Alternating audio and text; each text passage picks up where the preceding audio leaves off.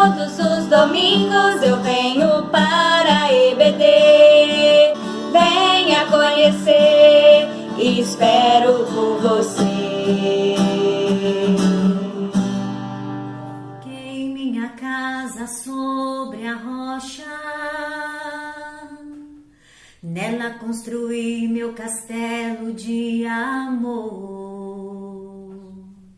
Pra quando vir os vendavais, eu não venha cair jamais. Edificado sobre a rocha, estou nos braços do Senhor. Nele eu construí meu castelo de felicidade. Nele eu encontrei a luz e a verdade. Não é um mito ou conto de fadas. Ele é a verdadeira luz, edificado sobre a rocha. Estou nos braços de Jesus. Não quero construir na areia e ser levado pelo vento. Não quero construir nas águas e ser levado pelas ondas, mas quero construir na rocha. Eu quero viver na luz, edificado sobre a rocha. Estou nos braços de Jesus. Nele eu construí meu castelo de felicidade. Nele eu encontrei a luz e a verdade. Não é um mito ou conto de fadas. Ele é a verdadeira luz, edificado sobre a rocha. Estou nos braços de Jesus. Ele é a verdadeira luz, edificados sobre a rocha. Estamos nos braços de Jesus. Glória a Deus, eu saúdo a todos os jovens com a gloriosa paz do nosso Senhor e Salvador Jesus Cristo. É com alegria e satisfação que nós estamos dando continuidade às nossas lições bíblicas. Hoje nós estamos já na lição de número 8, onde o tema diz: edificados sobre o fundamento dos apóstolos e dos profetas. Nós temos como nosso texto áureo: edificados sobre o fundamento dos apóstolos e dos profetas, de que Jesus Cristo é a principal pedra da esquina. Está registrado em Efésios, capítulo 2 e o verso 20. Temos como verdade prática: Jesus Cristo é a pedra basilar da igreja, que está edificada por meio dos ensinamentos dos apóstolos e do testemunho dos profetas. Nós temos a nossa leitura bíblica, que está registrada em Efésios capítulo 2, vamos ler o verso 20, 21 e o 22, e depois leremos Mateus capítulo número 7, versos 24, 25, 26 e o 27. E você acompanha aí na sua revista ou na sua Bíblia. Diz assim a palavra do Senhor, Efésios 2:20. Edificados sobre o fundamento dos apóstolos e dos profetas, de que Jesus Cristo é a principal pedra da esquina. 21. No qual todo o edifício, bem ajustado, cresce para templo santo no Senhor. 22. No qual também vós juntamente sois edificados para a morada de Deus no Espírito. Mateus capítulo 7, verso 24.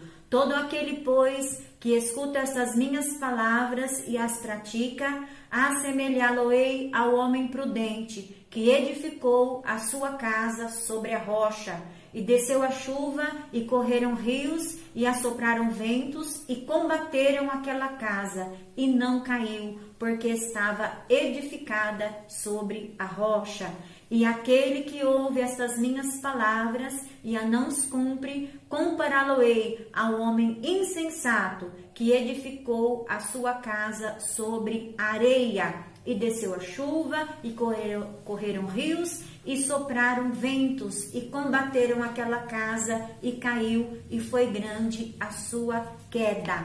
Nessa última passagem bíblica que nós lemos, registrada em Mateus capítulo número 7, são palavras do Senhor Jesus. No final do Sermão da Montanha, ele termina com esta parábola sobre dois homens, o insensato e o prudente, ambos que edificaram as suas casas. Um edificou sobre a rocha e o outro edificou sobre a areia. E vieram as intempéries, do tempo, e sobre ambas as casas. E a casa que estava edificada sobre a areia, o próprio Senhor diz que grande foi a sua queda, porque ela não estava firmada, porque quem a edificou foi um homem insensato, desprovido de bom senso, de sabedoria, de juízo, Mas aquele homem prudente, ele edificou a sua casa sobre a rocha, sobre uma base sólida, e vieram os intempéries, mas a sua casa se manteve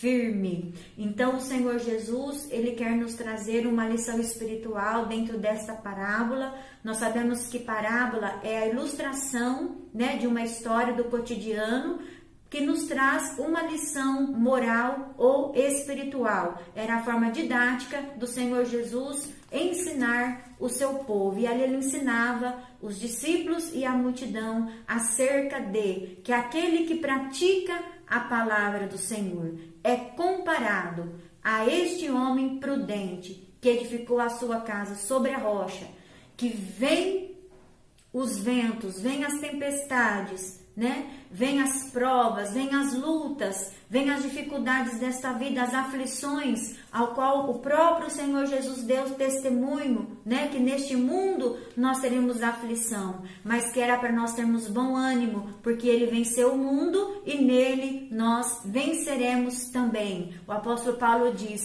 que no Senhor nós somos mais do que vencedores. Somos açoitados pelos ventos, pelas tempestades, mas o nosso barco, ele está seguro.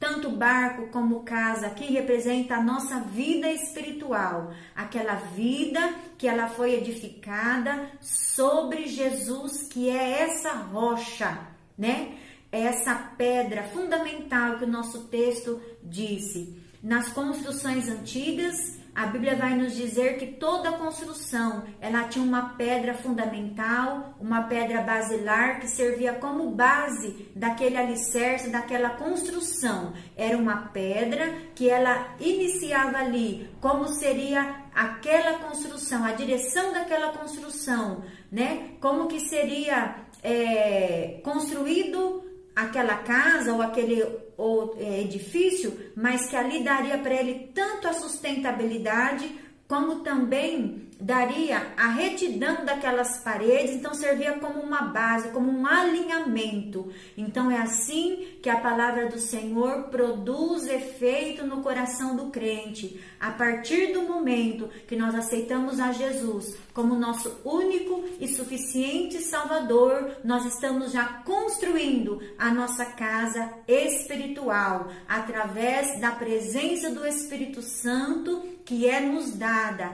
Nós nos tornamos agora templo do Espírito Santo, morada do Espírito Santo de Deus, e nós passamos agora a receber a palavra do Senhor como direção, como guia para a nossa vida, como Davi testificou, que lâmpada para os meus pés é a tua palavra e luz para o meu caminho. Então agora o crente, ele é governado pela palavra de Deus, ele é orientado, ele é guiado, ele é edificado. Então ele começa a construir a sua vida espiritual pautada na palavra do Senhor, que é o próprio Senhor Jesus. onde lá em João capítulo 1 nos diz que o verbo se fez carne e habitou entre nós. Jesus é o verbo, Jesus é a palavra, Jesus é a vontade de Deus revelada para nós. O Senhor Jesus mesmo falou que ele veio para cumprir a lei e os profetas, né? Então nós vemos lá anteriormente no Sermão da Montanha, no capítulo número 5, o Senhor Jesus dando ensinamentos, suas doutrinas sobre diversos assuntos, né? Eu só vou citar alguns desses assuntos porque é importante para nós.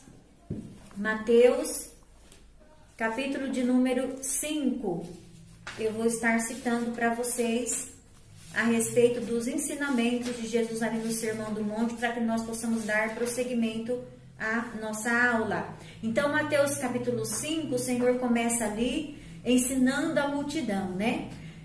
E Jesus, vendo a multidão, subiu a um monte e, assentando-se, aproximaram-se dele os seus discípulos e, abrindo a sua boca, os ensinava, dizendo. Então, o Senhor começa a falar sobre as bem-aventuranças, sobre a importância da lei, sobre o homicídio, sobre o adultério, sobre o divórcio, sobre os juramentos, sobre a vingança, sobre amar os inimigos, socorro aos necessitados, sobre o jejum, sobre as riquezas, sobre os cuidados desta vida, sobre julgar o próximo, sobre a oração, sobre a porta estreita e a porta larga, os cuidados com os falsos ensinadores.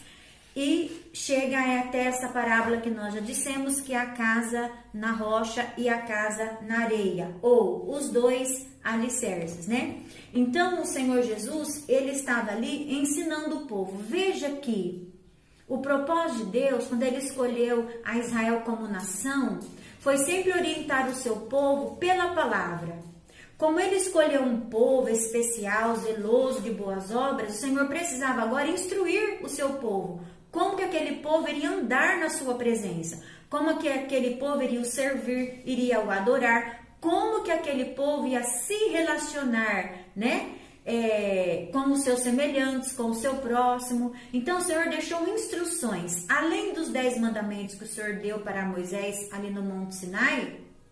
O Senhor também deixou outras várias diretrizes através da lei, né, para o povo. O Senhor preocupou com o povo em orientar o povo em todas as áreas. O Senhor se preocupou com a saúde física, com a saúde emocional, espiritual do povo. O Senhor se preocupou com a higiene do povo, né? Porque era um povo peregrino, né? Então o Senhor se preocupou em todos os detalhes com a sobrevivência, né?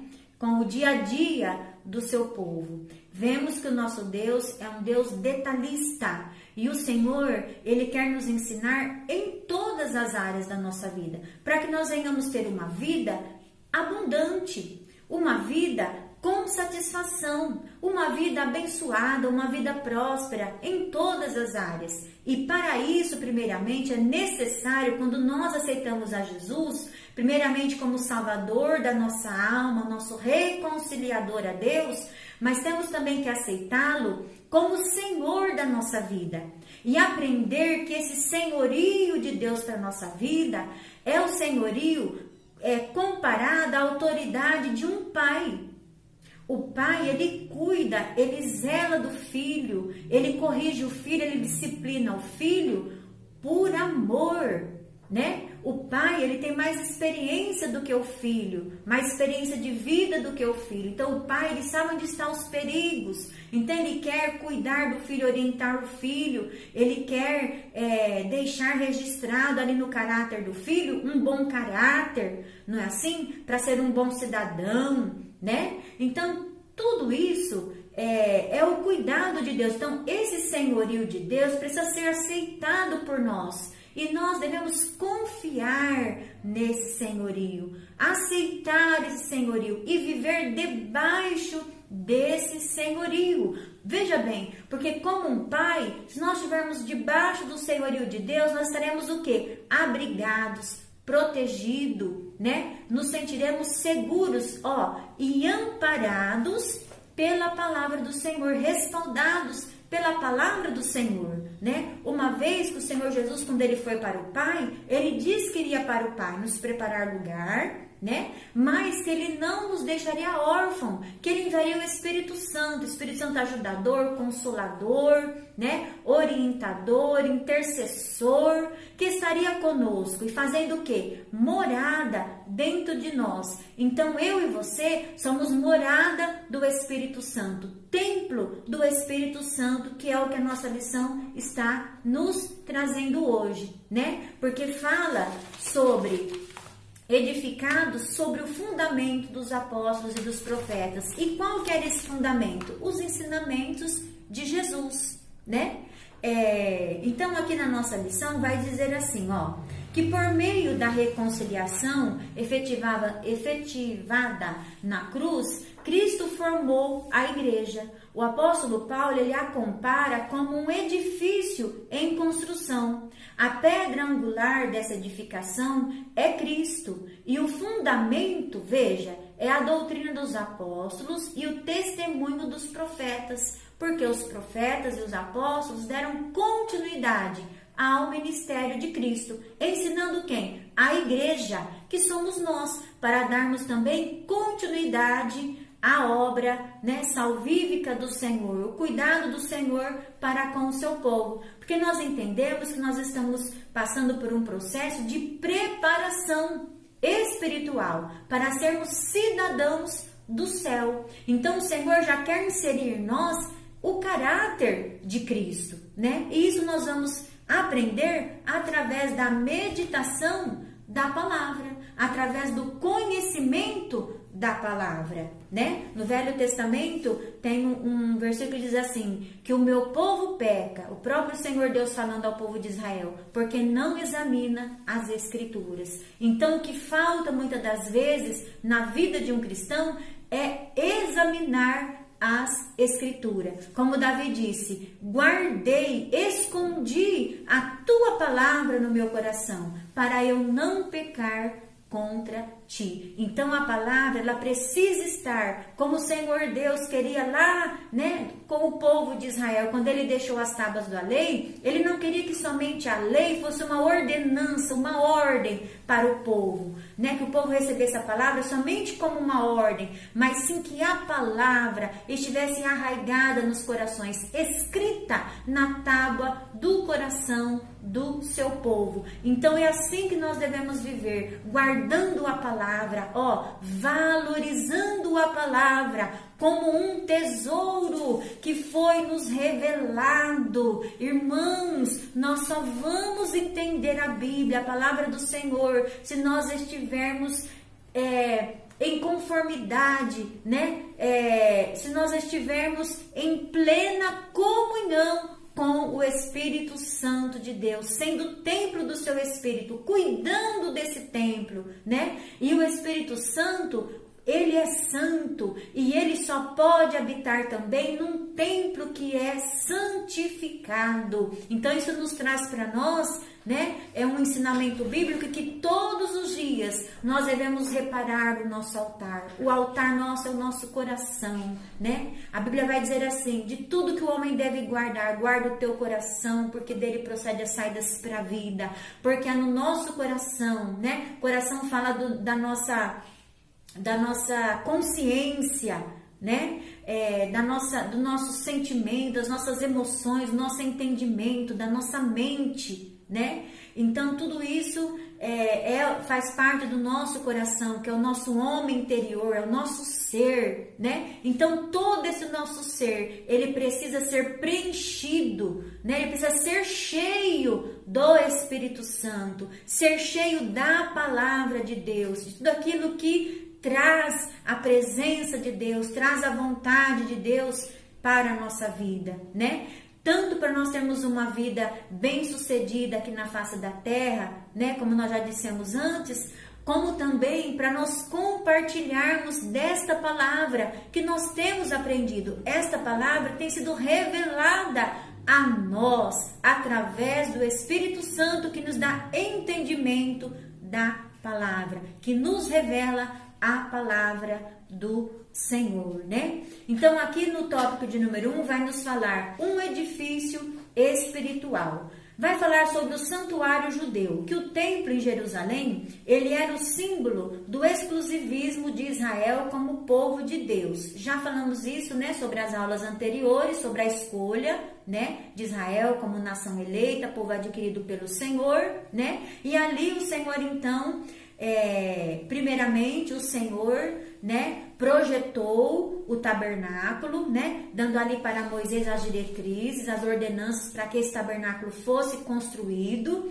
para que a presença do Senhor pudesse estar no meio do seu povo, no meio do arraial, né, dos judeus ali. Mas depois veio no coração de Davi também fazer um templo, né, para a adoração do Senhor. Então o Senhor, ele concordou, né, que fosse construído aquele templo através de seu filho Salomão. E ali Salomão, ele constrói o templo para adoração. Só que nesse templo, nós lembramos, né, das aulas anteriores, que havia inimizade entre os judeus e os gentios. Então, tanto os gentios, né, os povos, os estrangeiros de outras nações não podiam adorar ao Senhor no templo, né? Não podiam entrar no templo, né? Mas depois, quando o Senhor veio reconciliar os povos, o Senhor aboliu as leis, né, cerimoniais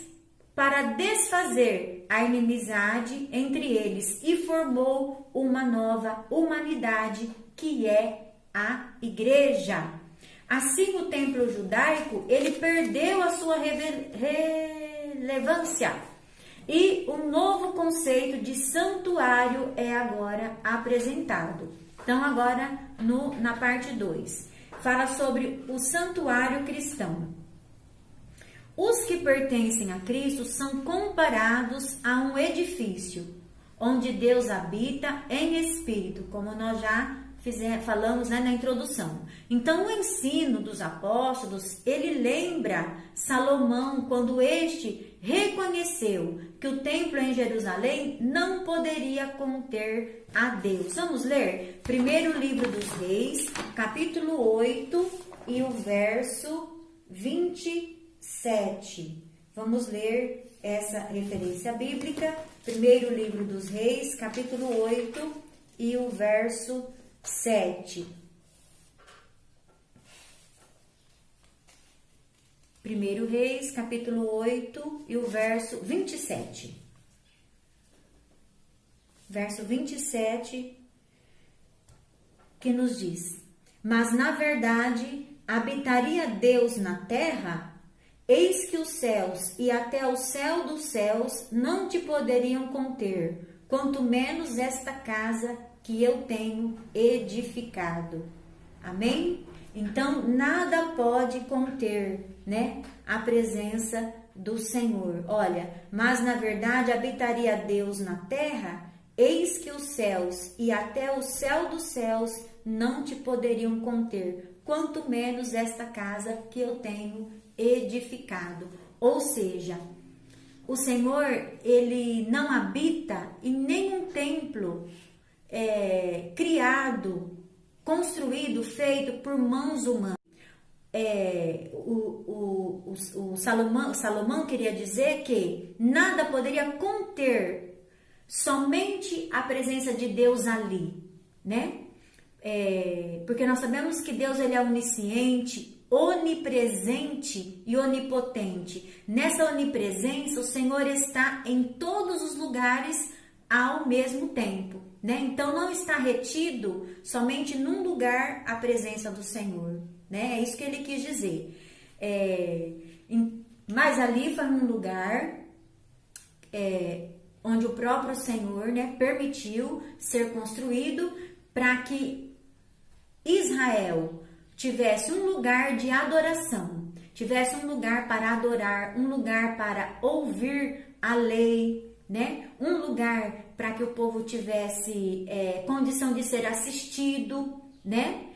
Pastoreado, cuidado, né? E um lugar para se levar os sacrifícios de adoração, de agradecimento ao Senhor. Então era essa a funcionalidade, né, e o propósito ali do templo, lugar de adoração, né, lugar de reverência ao Senhor. E nós estamos tendo nesse tempo, né, de pandemia, onde nós fomos impossibilitados de estarmos reunidos no mesmo lugar, né, para adorar a Deus. Nós tivemos, em uma das experiências, né, que nós tivemos, estamos tendo ainda nesse tempo, é que a presença do Senhor verdadeiramente não está limitada somente na igreja local onde nós temos condição de nos reunir, mas sim a presença do Senhor, ela está primeiramente dentro de nós, como templo do Espírito Santo de Deus. Então nós não podemos depender só de quando nós estamos na igreja para ler a Bíblia, para meditar na Bíblia, para ouvir a palavra, né, de Deus. Nós não podemos esperar somente estar na igreja para orarmos de joelho, para buscar a Deus em oração, né? Nós temos que ter esse templo sempre avivado, esse templo sempre edificado na palavra e na oração, né? Sermos praticantes da palavra, não ouvintes somente da palavra, né? Muitos ouvintes esquecidos, mas sim ouvintes praticantes da palavra, porque isso agrada a Deus. A obediência da palavra, ela gera saúde física e espiritual na nossa vida. A obediência à palavra atrai as bênçãos de Deus para a nossa vida. Amém? Glórias a Deus. Então vamos seguir aqui. Terceiro, a pedra angular. Como nós já dissemos, né, que na arquitetura antiga a construção de um edifício requeria uma pedra angular, que ela é traduzida como a pedra mais importante ou pedra principal. Ela era posta no canto do prédio para sustentar o alicerce, firmar e unir toda a estrutura e manter as paredes em linha certa.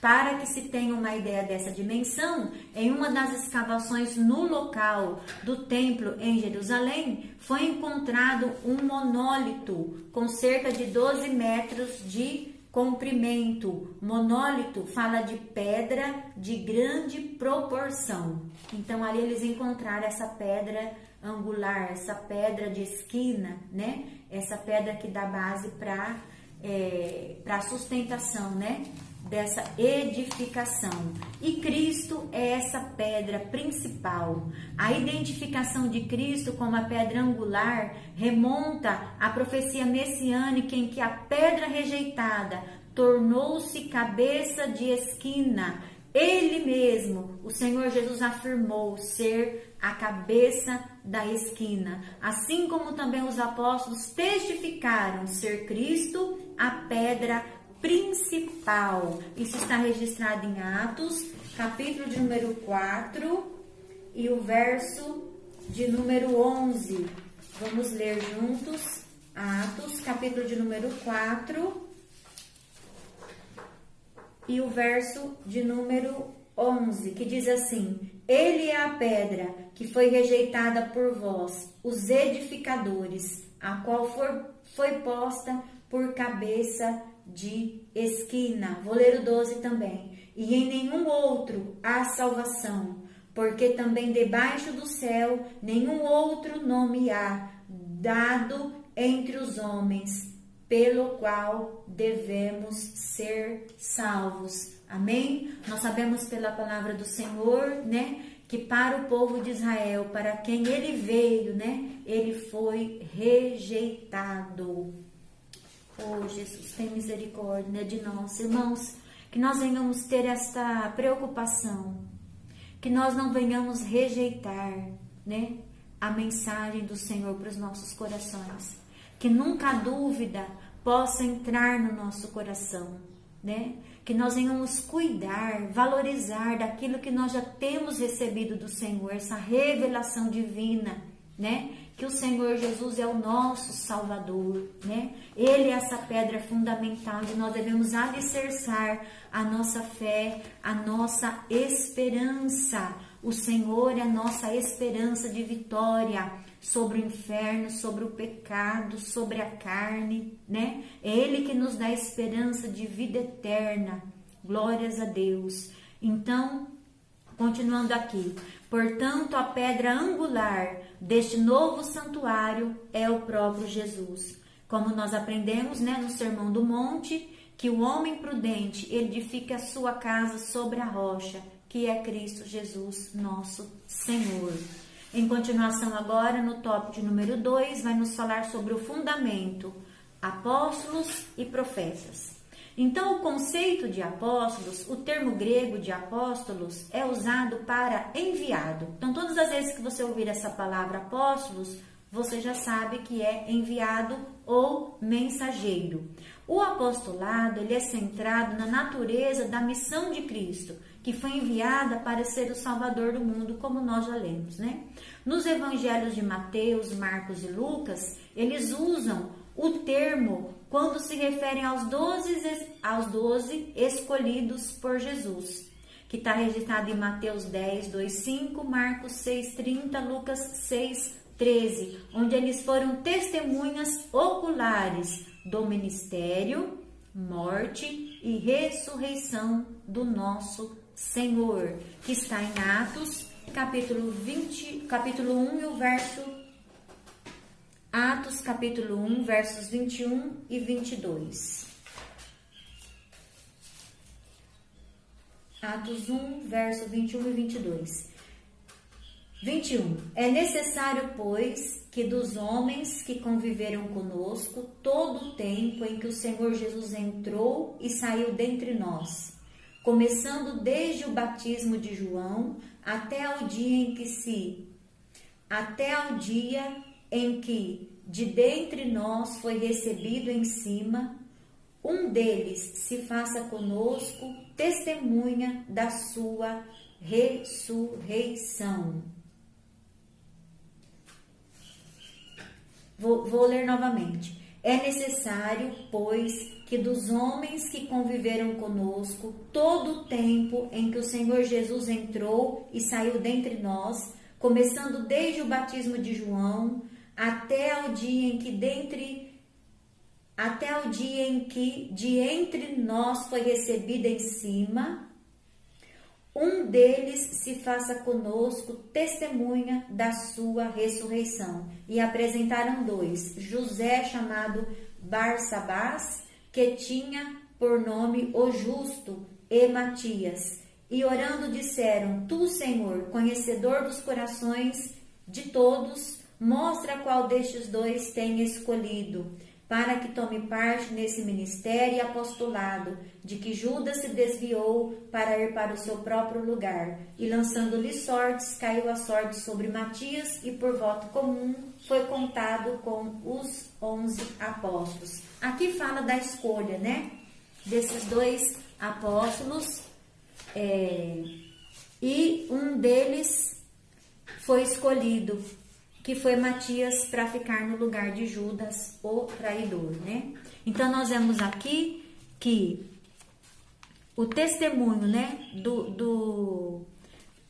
o testemunho de qual foi a finalidade da escolha ali dos apóstolos, né? Que o significado é enviado. Os apóstolos foram escolhidos para dar continuidade à obra, né, de salvação, de redenção, através da igreja, amém? De continuar, né, sustentando a igreja nesse edifício, nessa pedra fundamental que é Jesus, através da sua palavra. Então, qual que era a função dos apóstolos? Ensinar a palavra a toda criatura. O próprio Senhor Jesus falou, né? Para nós ide e ensinai as nações, né? Batizando-as em nome do Pai, do Filho e do Espírito Santo, né? Ensinar o Evangelho a toda a criatura, para que todo aquele que nele crê e for batizado será salvo. Essa é a doutrina fundamental, né, para a salvação. Amém? Glória a Deus. Então, dando continuidade, eles foram testemunhas, né, oculares do ministério, morte e ressurreição, como nós já lemos aqui. Então, assim, Paulo, ele também foi chamado pelo próprio Senhor para ser também apóstolo. Nós vimos já na aula anterior, né, que Paulo, ele foi escolhido, chamado para ser o apóstolo dos gentios, né? Para pregar para as demais nações, né? Então, aos apóstolos foi confiado o ministério da palavra, com o compromisso de instruírem a igreja. Então, neste aspecto, os apóstolos são aqueles que foram comissionados por Cristo para a igreja primitiva e a mensagem de Cristo, o fundamento, como nós já dissemos. Então, vamos lá na parte segunda. A doutrina dos apóstolos. Embora não se possa desassociar as pessoas do seu ofício que ocupam, o que constitui o fundamento da igreja não são os apóstolos em si, mas a doutrina que eles ensinavam, ou seja, as escrituras. Está registrado em Atos 2:42 e Timóteo 3:16. Os apóstolos, eles receberam a doutrina diretamente de Cristo, como já dissemos antes. Assim como não se pode mexer na pedra angular depois de colocado o alicerce, igualmente o fundamento da igreja não pode ser violado. Acerca disso, o Senhor Jesus asseverou: as minhas palavras não hão de passar, registrado em Lucas 21:33. Então, também a Bíblia de Estudo Pentecostal, ela ratifica que a revelação dos apóstolos, conforme temos no Novo Testamento, nunca poderá ser substituída ou anulada por revelação ou testemunho ou profecia posterior. Então, nós entendemos pela palavra do Senhor, né, que nada pode se acrescentar à palavra, nada pode ser tirado e nada pode se acrescentar, né? Que o Senhor continue nos dando da sua graça, para que nós venhamos continuar nos alimentando da palavra pura e genuína do Senhor, a palavra sem mistura, sem inovação, porque nós vemos aqui já na lição que no fundamento da palavra não se mexe, não se viola, não se acrescenta nada. Tudo que vier fora a palavra é extra bíblico, né? E preceito para heresia. Amém?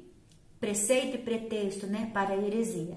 Parte 3. O testemunho dos profetas. A palavra grega, profetes, significa proclamador e intérprete da revelação divina. Então, a ordem da frase em Efésios 2:20, como nós já lemos, apóstolos e profetas, indica tratar-se dos profetas da igreja, e não os do Antigo Testamento. Mais adiante, Paulo assegura que a compreensão do ministério que no passado estivera oculto, de que os gentios tinham igual posição no corpo de Cristo e eram participantes da promessa, foi revelado por quem? Pelo Espírito Santo de Deus, né? Aos profetas do Novo Testamento. Assim, os profetas neotestamentários que falaram inspirados pelo Espírito Santo, registrado em 2 Pedro 1:21, perfazem o alicerce da igreja de Cristo, né? Então, esses profetas, que são aqueles que trazem a mensagem de Deus ao povo, né? São inspirados, falam inspirados pelo Espírito Santo de Deus, né? Então, os profetas do Velho Testamento tiveram, né, a sua parte na história, tiveram a sua funcionalidade, a forma que Deus os usava para aquele tempo. E agora, os profetas, né, do Novo Testamento falam agora inspirados, né, pelo Espírito Santo. A forma passada também eram inspirados pelo Espírito Santo, né? Que dava a mensagem ao profeta. O profeta recebia a mensagem e proclamava ao povo, né? Hoje no Novo Testamento não é diferente. Eles também foram inspirados pelo Espírito Santo, né? Mas nada diferente do que o ensinamento de Jesus, certo? Então, vamos lá no tópico de número 3. Edificados para a morada de Deus. Edifício bem ajustado. Essa expressão, todo edifício bem ajustado, indica um processo contínuo de desenvolvimento dos crentes. Olha, assim como todas as partes do edifício precisam estar harmônicas, né?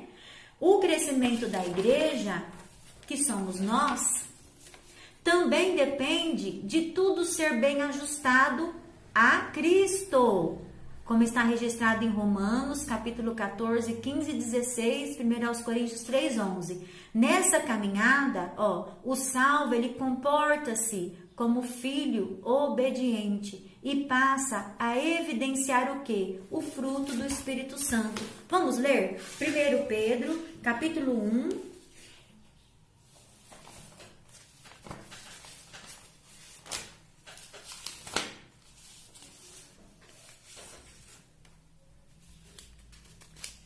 E o verso de número 14.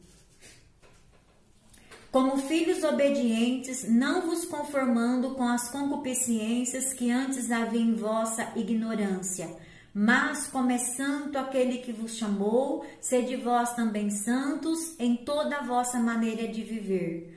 Porquanto está escrito, sede santos, porque eu sou santo. Amém? Já dissemos que somos templo do Espírito Santo.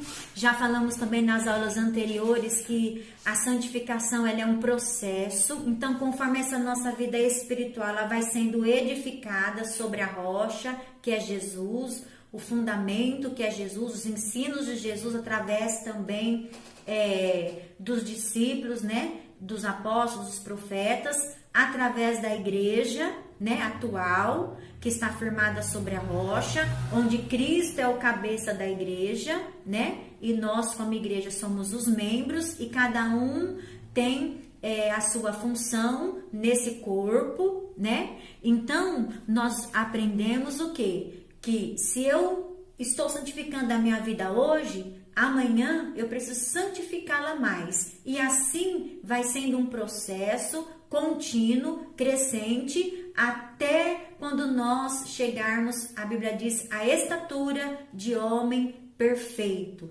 né? Então, tudo aquilo que precisa ser santificado, precisa ser moldado, precisa ser purificado, aperfeiçoado pelo Senhor, o próprio Espírito Santo, pelo poder da palavra, que tem poder, né, de nos limpar, de nos purificar, de nos convencer do pecado, do juízo e da justiça, que é o Espírito Santo, que faz através da palavra, né, que nos traz esse entendimento e nos dá condição de nos convertermos a Cristo, né, pelo poder do ensinamento da palavra, que nos traz consciência do que é certo, do que é errado, do que agrada a Deus, do que não desagrada a Deus, né, daquilo que é iniquidade, daquilo que nos afasta do Senhor, daquilo que é prejudicial para a nossa vida espiritual. Tudo isso vem pelo conhecimento da palavra do Senhor, que age no nosso entendimento e gera o fruto do Espírito no nosso coração, que está registrado em Gálatas,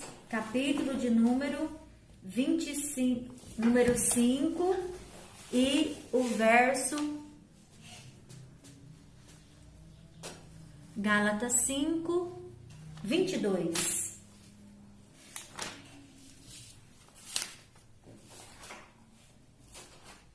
Gálatas 5, 22. Mas o fruto do Espírito é amor, gozo, paz, longanimidade, benignidade, bondade, fé, mansidão e temperança. Amém? Então, a ação da palavra, com a interpretação do Espírito Santo, a ação do Espírito Santo na vida do homem, gera santidade, gera santificação, gerando o fruto do Espírito, que é o amor, o gozo, a paz, a longanimidade, a benignidade, a bondade, a fé, a mansidão e a temperança. Isso aqui é que faz parte do nosso novo homem, do homem regenerado por Deus, do homem transformado pelo Senhor. É a palavra que nos transforma. Por isso que a palavra, ela é comparada à água que limpa o nosso ser, que lava o nosso interior, né? E também comparada ao pão que sacia a nossa fome, né? A nossa fome espiritual, que nos alimenta espiritualmente, que nos fortalece espiritualmente. Por isso que a Bíblia também nos orienta a andarmos em espírito.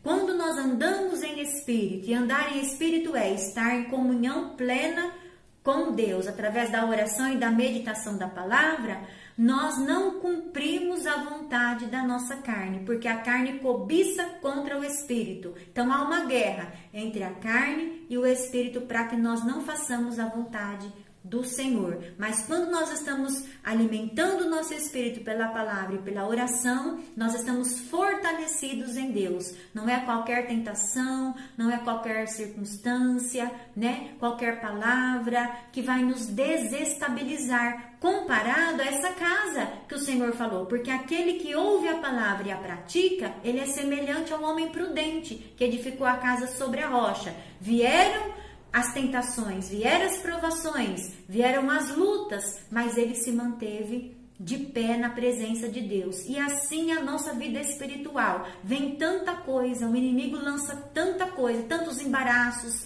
né? O pecado que tão de perto nos rodeia, né? O próprio inimigo da nossa alma, que brama como um leão que está ao nosso derredor, né? Querendo nos tragar. Mas se nós estamos firmados na palavra, pode vir o que vier, nós vamos permanecer de pé, firmados no Senhor, que é o nosso alicerce. Então, olha a importância da prática da palavra. Não sermos ouvintes apenas, mas sim ouvintes praticantes da palavra. Para que o Senhor também nos dê condição de proclamar esta palavra. Uma vez que o nosso coração está cheio e uma vez que nós estamos produzindo o fruto do Espírito Santo, nós vamos ter condição de compartilhar com o nosso próximo também da palavra do Senhor. Amém? Glória a Deus. Nós somos morada do Altíssimo. No Antigo Testamento, a expressão morada de Deus fazia alusão ao tabernáculo e depois ao templo israelita, como nós vimos, né? Indicava lugar de habitação permanente. Já vimos, o crente tornou-se templo santo do Senhor. Isso indica que Deus habita em nós por meio do seu Espírito e que tal afirmação ratifica o ensino apostólico de que Deus não habita em templos feitos por mãos de homem. Ele reside individualmente dentro de cada cristão, bem como no corpo inteiro de crentes, a igreja, formada por judeus e por gentios, né? Só concluindo que a comparação da igreja como edifício em construção indica que estamos em processo de aperfeiçoamento, até que todos chegamos à unidade da fé. A pedra angular, que é o próprio Cristo, não pode ser substituída. A doutrina dos apóstolos e o testemunho dos profetas não podem ser revogados. Que Deus continue abençoando cada jovem na sua presença. Logo estaremos retornando às nossas aulas presenciais, né? Estamos já passando por essa fase difícil, mas perseverantes e fortalecidos no Senhor. Amém? Que Deus abençoe a cada um em nome de Jesus.